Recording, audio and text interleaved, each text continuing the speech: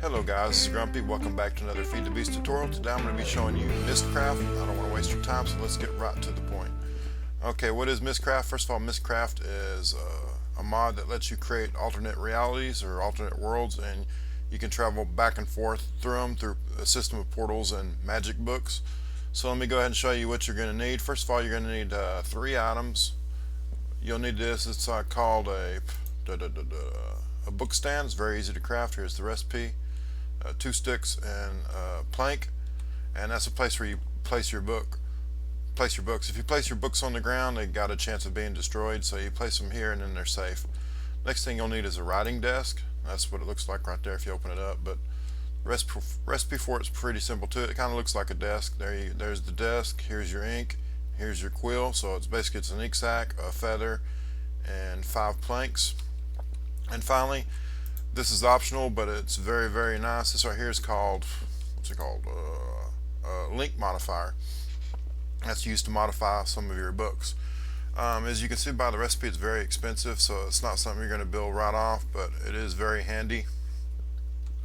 And so, let's go ahead and get started. The first thing you're going to need is a whole bunch of books, probably some feathers too. So I have a pretty good supply of books here and a pretty good supply of feathers. So let's go ahead and make a book that's going to allow us to travel to another world. So before we do that though, we're going to make what's called a linking book. Now what happens is when you go to this alternate reality, you need a way to get back, and you do that with a linking book. So let's make a linking book. It's very simple. You take a book, put it in a crafting table, and it gives you a linking book. Now this book is going to be linked to wherever we created it, so I'll come back to this exact spot facing the same direction. So when we go to this world in a minute, this is going to be our way back right here, this book. So next thing we need to make is a descriptive book. A descriptive book allows you to create a world. So when you're first starting off, this is what you're going to do. You're going to just create this. There you go. It's a descriptive book. It's just a book with a feather next to it. So next thing we do is we place this in the book stand, and if we right click it, you can see it's age 39. This means this is the 39th world created on this server. So all I got to do is click this black area, and it's going to generate the world, and we're going to have a little bit of a load screen here. Basically we're falling right now, but you won't take any damage from landing, but usually I'd get up to like 600 or 700 or 800 meters before it stops. Now this world could be stable, it could be unstable. If the world's unstable, you'll take like poison damage and all kinds of weird stuff, so that's not a good thing. So the world's still generating. It looks like we're kind of in a jungle biome, but if you see right here, you see a platform of stone. It always creates that. So let's get out of here. This world looks, I don't know what I'm taking damage from. Let's see, hold on. Got slowness, weakness, and hunger, so it looks like this kind of going to be a bad world. You get these random effects. I've seen hunger, slowness, weakness. Uh-oh. I can get out of here before I die.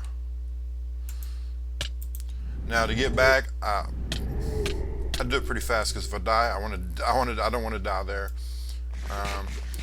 Because basically your spawn moves to there. So if you die, you're not going to come back to here, the real world, or well, the main world.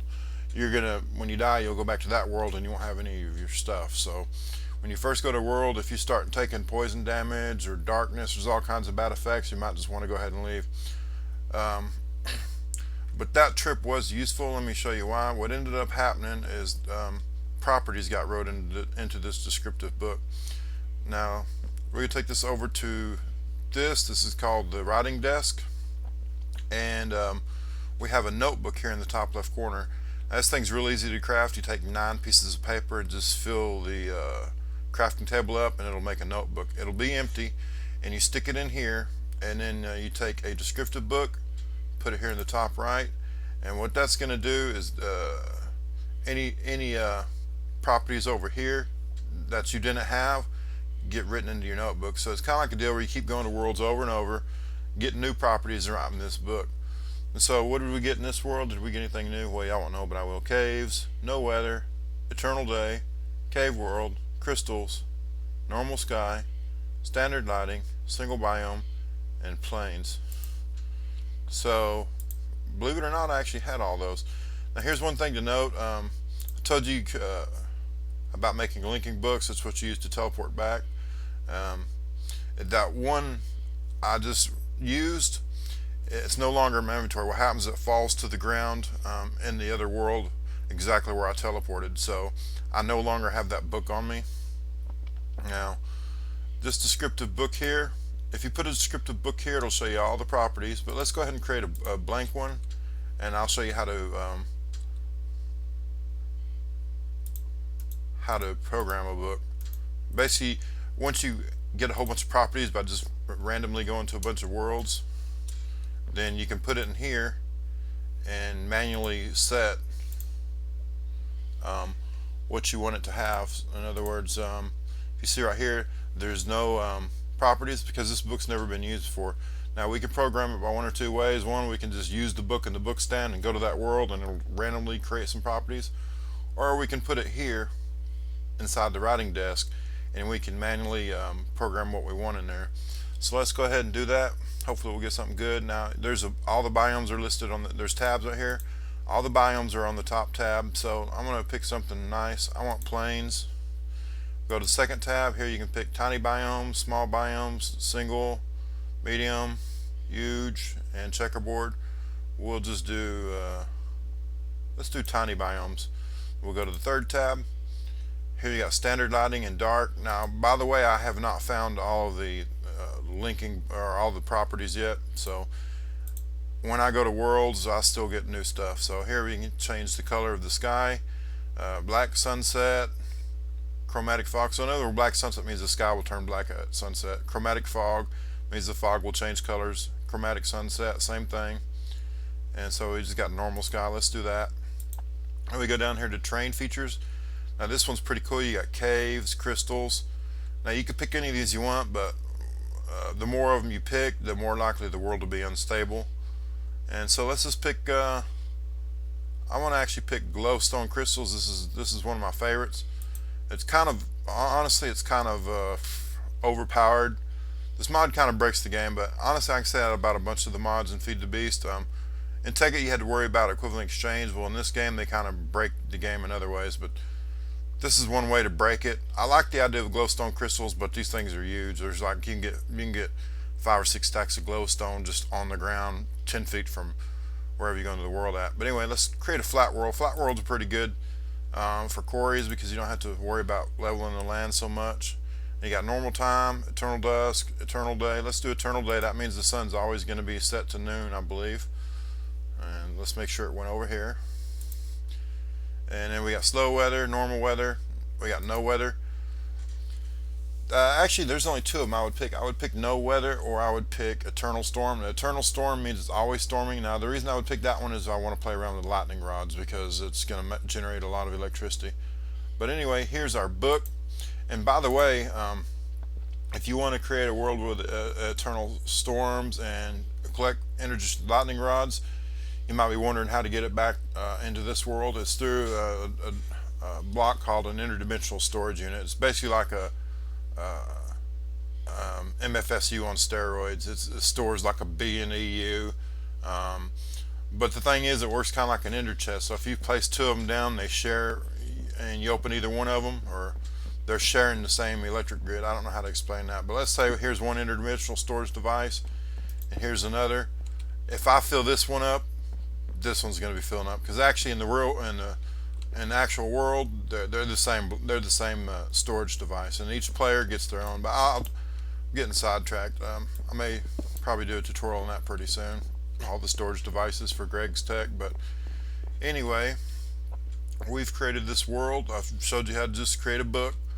So what we got to do is put it in the book stand. And by the way, I forgot, we can name these books. So if you want to ever name any book, you just stick it back up here, and then you can just go up here and type whatever. So we'll just call it test, and then I grab that book, and there we go, test. This is real handy because you can have dozens of books, you know.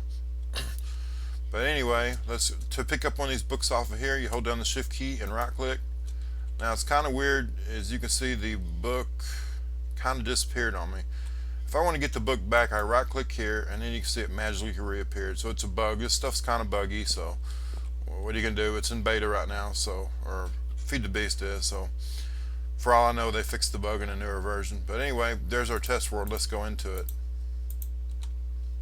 But first, you always want to make sure, absolutely make sure you have a linking book, because if you do not have a linking book and you go to another world, you're going to be stuck in that world with no way back. Well, in theory, you can get back. What you basically have to do is, well, you get somebody else to join the game, and they can teleport to you, and they can hand you a book. That's basically how that happens. That actually happened to me because I died, and my girlfriend had to come get me. I went some world, and there was explosions everywhere or something. I don't know what the deal was, but I died. It was extremely unstable. Some of these worlds are extremely dangerous. Now, here's one thing to know. Even though I created this book, there's a possibility that it will still add new properties to the ones I already have. So let's head on over here and see what we got. Once again, we'll wait for it to generate the world. There we go. Now this is one of my favorite setups. Now here's these glowstone pillars. These are pretty handy. You just go around here. Don't even worry about using silk touch. This stuff's as common as gravel in these worlds. It kind of breaks the game. They should have. I like the idea of getting glowstone in a different place other than Nether, but this is kind of ridiculous. But there we go. I just got almost a stack of glowstone, and as you can see, here's one of these pillars. Here's one of these pillars. Here's one of these pillars. It's not like I'm having to walk around and it's rare like a dungeon or something. Those things are just scattered all over the place. And some of them get pretty huge. Like, look at this. I mean, it's not like the Nether where you got to bridge across a lava lake to get to it on the ceiling. It's like they're just everywhere. Okay, you hear this one thundering. I don't know what's up with that actually. But anyway, this is this world. I was just showing you how to create a custom one. So I would use this one for gathering glowstone and for quarrying, collecting wood and that kind of thing. But there's all kinds of worlds. You can play around with them, make your own. But anyway, let's go back home. I've got a book here named Home already. And luckily, once the world's generated, the reason it takes so long at first time because it actually has to generate the world, but it doesn't take so long once you've been there before. Okay, next I want to show you is this right here. It's, what was it called? Delink Modifier. This is what it looks like in the world. So what you do is you place a book here. This is a book. I haven't named it, but basically it's somewhere in the house. I just created a linking book. Once again, wherever you create the linking book, that's where it's linked to. So once we have it in here in this table, we can I believe we can still rename it. But also too, if you look up here, there's properties. I'll discover what all these properties do. First of all, you got interlinking. What that lets you do is normally a linking book cannot be used to travel from one point to another inside the same dimension. So in other words, my linking book might be set to right here. If I'm anywhere else in this world, the linking book will do nothing. But if I come over here and set this to like that, or push that button, that's interlinking. It allows intradimensional travel. In other words, you can use the book in the same world. Okay, next we got disarm. Now what that's going to do is basically when you teleport to the other world, it's going to make you drop all your stuff here in this world. So you'll show up in the other world with no items on you and no way back. I guess it's good for a prank or something. I don't know. Next you got generate platform. That will generate a platform beneath you when you go to another world. I don't know what the purpose of that, why you'd want to use that, but that's what that does. Next, following. Now I already mentioned that anytime you use a linking book, what happens is the book stays behind. It drops to wherever you used it. So if I was to actually go back in this other world, we could walk back into that other linking book and pick it up. We didn't consume the book, it just fell to the ground. Well, if you click this one right here, that allows the book to follow you, so you'll still have it in your inventory. And so this one thing right here is why this book is so handy. And finally we got maintain momentum, and basically I believe that the way that works is just like Portal. So what would happen, actually let's go ahead and do this interlinking. I want to show that to you. But anyway, this maintain momentum is basically means when you throw stuff to the portal, it'll maintain its momentum just like in the Portal game. So if you throw something through a portal and it has momentum, then it'll still be flying when it goes through the other side. We'll go over portals here in a minute. It's not too difficult. So what I want to show you is on this is the book we just had in the link modifier. Let me right click it now. So there we go, it just teleported us back to over here because this is where I created it. But if we come over here, I can verify for you that the linking book is no longer on me. So we'll go ahead and pick that up, and we'll come back over here and we'll put it back inside this thing. Let's get rid of that out of the hotbar. Okay, now we can select following, and now I can show you what happens when we do it now. So let me come back over here. We use the book. As you can see, the book is still in my inventory. So that's a couple useful things here. One, you want to set your books for interlinking so that you can use them in the same world, and secondly, you want to set following so that you keep the book. So there's really nothing special, difficult to make except for this link modifier. So if you wanted to play around with this in the early to mid game, there's no problem. Nothing here took anything but planks, leather, just basic book materials, wood, sticks, feathers, nothing major. So you can play around with this, and as you get your economy going and you eventually get a whole bunch of diamonds, you can make this link, I forgot what it's called, link modifier. Okay. Finally, I'm going to show you how to make portals. Not too difficult. The problem is these things right here, they're called crystals. That's what they look like in your inventory. Let me actually put a book over here and show you, or I don't think I have to put a book in here. But it was on this